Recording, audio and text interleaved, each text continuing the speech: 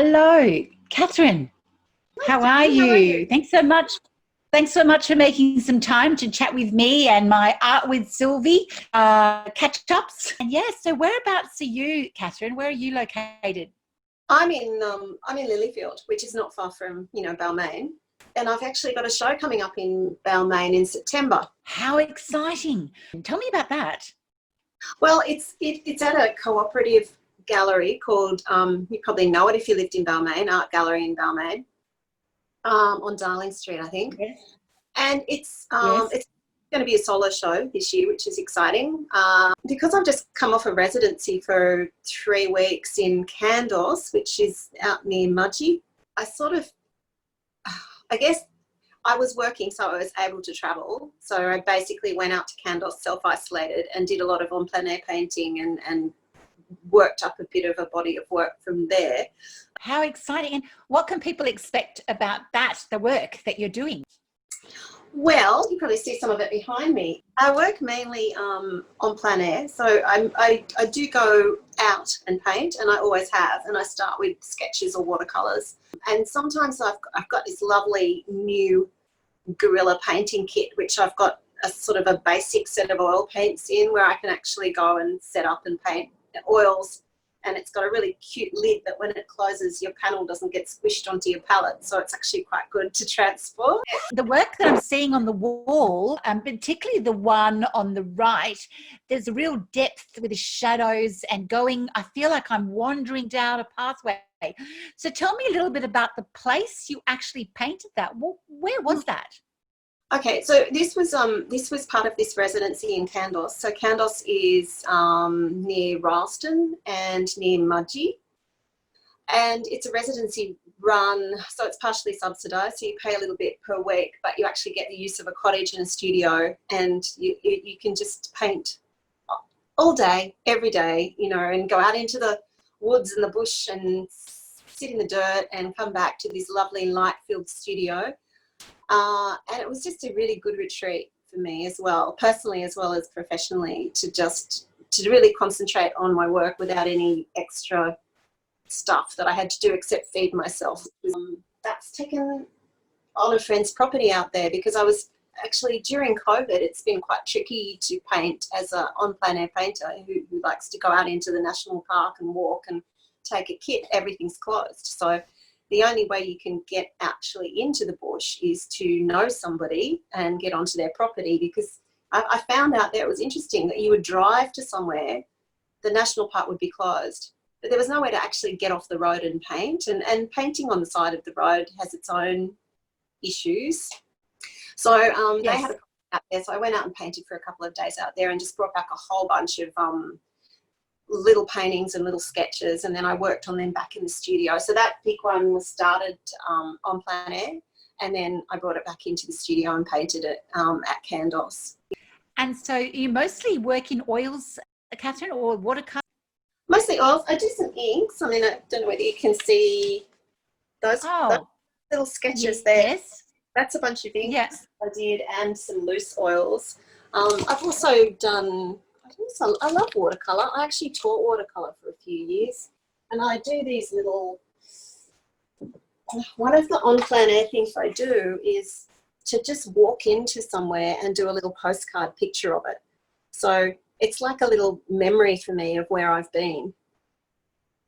So I have a little Right. watercolour kit on the go all the time. So wherever I go, I take that with me. And then often Yes. I'll work something up bigger. So from that, I worked Yes. up this sort of 30 by 30, which is an oil.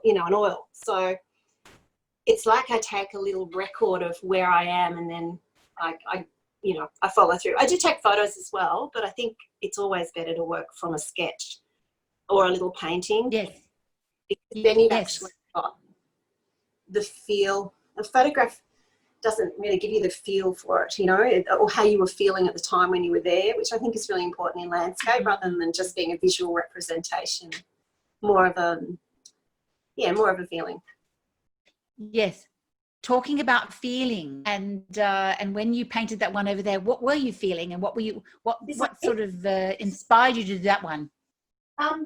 it was actually a funny little thing that I did on the way out. I'd painted all day there, and I'd done some river shots and some other bigger things, but nothing was really working for me. And then as I was driving out of the property, there was this clearing where you could see the light hitting the other hill, and there was something about the light and the shadow, light and shade in that I really loved. So I just pulled over the car, got out my paints again, did a really quick sketch of it, took a couple of photos, and that's been the most successful out of the day, which was, you know, interesting, because I guess I'm happy in that photo, in that picture. I'm happy because I feel like I've accomplished something. You know? Cool. Yeah. Yeah. And you've got a lot of lovely energy about you too, Catherine. And you must have been a super fun teacher. Tell me a little bit about your background. Were you a student of art at school and went straight into art school, or? It was a circuitous route. I did really well at art at school, and I loved art, and I was a bit of an art geek, and spent most of my senior years in the art room, and then was convinced by my parents to get a sensible job. So I went and trained as a nurse, and I did that for a few years, but I've always painted and drawn. And then I think when I was in my sort of mid-20s, I decided that I just had to go back to art. I had to go back to art. So I went to COFA and did a BA in visual art at COFA, which is the College of Fine Arts attached to, I think it's attached to Sydney Uni now. It used to be New South Wales Uni. And that was at Paddington, and that was a really good training. But I majored in drawing and photography in that course. I didn't actually do a lot of painting. So painting I've come to later.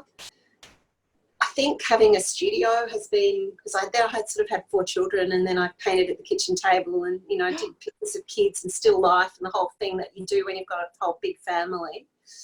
And in the last few years I've got a studio, which is fantastic because it means that I've just become more serious now. You know, I've always had shows, and I've always had solo shows, and I've always had group shows, and I've always made art, but now, because I can actually take that art out of the home and not say, don't touch that picture, it's going to fall over, or you're going to put oil paint everywhere. I can really just have my space. But I just think that's amazing. So with your studio, that's a separate place to your home. You drive there now. This little studio is it's in a collaborative space. So there's lots of different spaces with different artists, musicians. It's only small, but I can show you the back. Right. So, so what's up there? Is that a chair or something? What is that? Am I seeing? That is. It's basically a really lovely easel drawing table that I prop my work up on, and a chair. Sometimes I paint standing up if I'm painting a bigger picture. And I just got all my stuff hanging around, and a very, very, very messy palette, which is just getting bigger and bigger. Yes. And I've got some lovely natural light coming in through that window, which really helps. Show you another picture. This one here. Oh, that's a nice one too. Thank you. Lovely. So with the award that you've won a few awards, but with the award that you've won, can you tell me about that? Where was that? Biggest one was the Ravenswood Women's, which was last year, which was very exciting. I was very surprised. Hadn't even checked my emails actually, and got a phone call from them to say, are you interested? That was the just so people know they can hear this maybe from all over the world.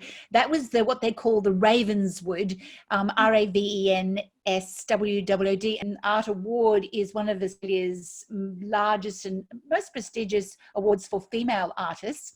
So what made you go into that? Tell me about that.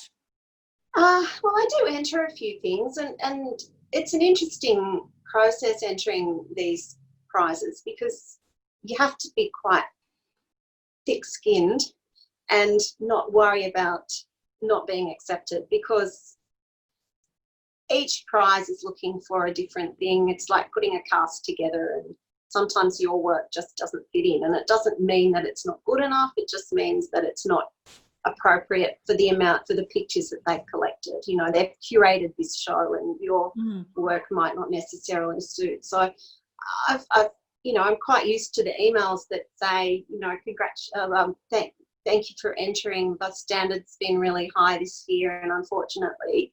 And when you get one that says, thank you for entering, the standard's been really high this year and congratulations, that's really nice. Oh, wonderful. That is very exciting. And what was the painting that you put into that won the award? It was a landscape. I'm just wondering whether I've got a little picture of it. It's really hard to see. It's actually on my business card, but I can show it to you. It was a 30 by 40 on an oil panel of the Monaro lanes out from Coomber to the coast, out through Bibbinlook and places like that. So, and I really didn't expect to get anywhere, but it was lovely. So I was a finalist in the emerging artist category, which seems a little ironic at my age, but emerging artist doesn't necessarily mean your age. It just means where you are in your career. When you think about the work that you've done, who's influenced you the most, Catherine, do you think, in terms of other artists? I love looking at different artists, and I've got in my studio, I always have a collection of reference books that sometimes I close them and I push them away and I don't look at them because I feel like they're interrupting my own visual language, you know, that I am trying to find my authentic visual language. And if I look too much at other people's work, then I tend to unconsciously appropriate it, you know.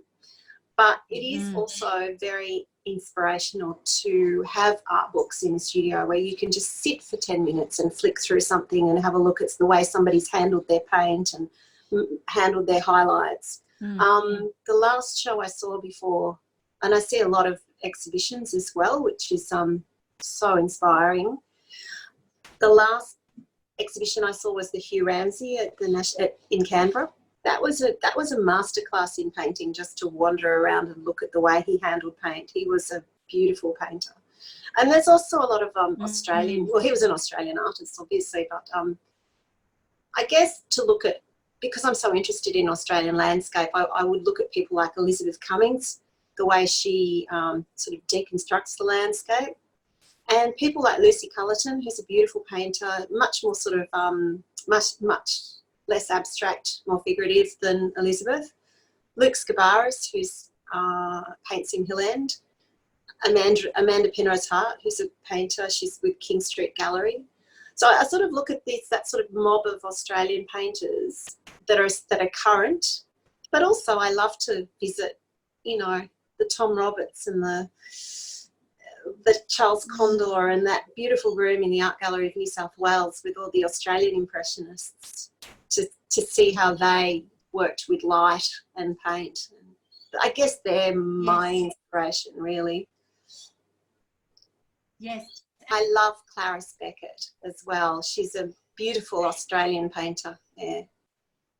Very dreamy and a lot less sharp than what I do, but you can learn a lot from the way she handles tone and colour. She pops these little pops of pink and red in sometimes. It's just sublime. Clarice Beckett was painting, I think, in the late 1800s, early 1900s. So she's a very an earlier Australian woman painter. There aren't that many of them, so it's, you know, especially a landscape painter. There's not a lot of women painters through history, obviously, and like I did for years, have painted interiors and still life because that's what's around them, and that's, you know, a lot of the painters that got out and did landscape tended to not have families, like Margaret Olley, you know, that could just go out and do whatever. Yeah. And what out of all your art that you've done, if you had to pick a painting that you loved the most because of the memory it gives you, what would that be? Oh, that's a good question. Thinking about what's in the studio, I do love the idea of a track. So the one I showed you over there, that one of the track through the sand, that's a recurring thing with me. I think it's a sort of an allegorical thing for a pathway or a journey. somewhere that I really want to go, because I love the beach and I love the South Coast particularly. So anything that I do from the South Coast is kind of close to my heart, because it's my happy place. Well, that's wonderful. And I'm so glad. I think there's many happy places where you work, Catherine. And if they weren't happy, they'd be happy with you once you get there, because they'll get happy because of your spirit. You've got such a lovely, jovial spirit about you. And look, congratulations, Catherine, on what you've done so far. I think we're very excited to find out a bit more about your exhibition and have a preview with you on that, a walkthrough of the exhibition. And also, it'd be lovely to do that plein air with you when the time and the weather is right. So Yes.